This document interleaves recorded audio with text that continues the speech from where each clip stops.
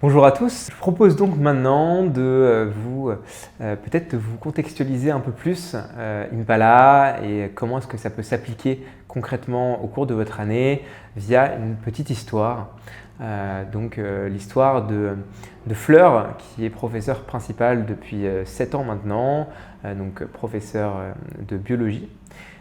Qui était utilisatrice et qui est toujours utilisatrice d'ailleurs d'Impala à Bordeaux donc l'année dernière. Donc je vais vous contextualiser un peu quelque chose qui lui est arrivé avec un de ses élèves.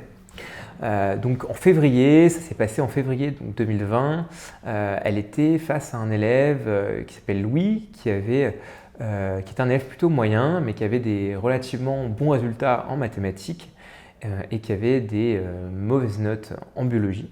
Fleur a consulté au fur et à mesure, comme elle le faisait, les différents bilans et les différents projets de chacun de ses élèves.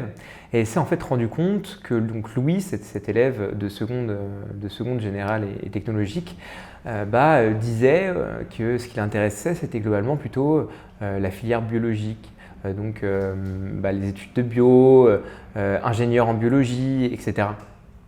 Ce qui était pas très cohérent en fait, par rapport à ses notes, où il avait des bien meilleurs résultats en mathématiques, par exemple, qu'en biologie, où il avait des notes assez moyennes, voire plutôt basses. Donc Fleur, en février, elle a décidé d'aller le voir, en fait, parce qu'elle se posait des questions par rapport entre la différence entre ce qu'il disait et donc, ses résultats scolaires.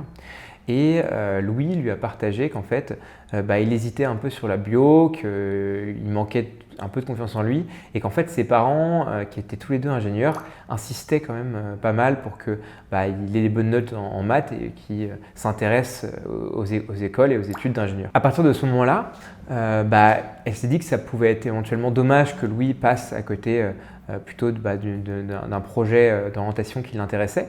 Et donc elle l'a motivé quelque part à essayer de davantage s'investir en biologie et de aussi construire un projet d'orientation pour pouvoir progressivement être capable de le défendre auprès de ses parents et donc gagner en confiance en lui. Et donc plus l'année avançait, plus les résultats de Louis évoluaient et donc plus sa confiance en lui était aussi prise par rapport à son projet pour la biologie.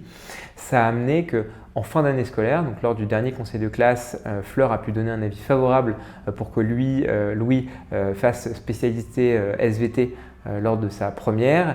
Et en parallèle, elle a pu échanger lors d'un Zoom parents-professeurs, vu qu'à l'époque il y avait encore les restes du confinement, mais se rendre compte que ses parents étaient plutôt fiers du fait que Louis avait réussi à monter tout seul son projet, à le défendre et qu'au final il le soutenait vraiment dans cette continuité de son projet d'orientation.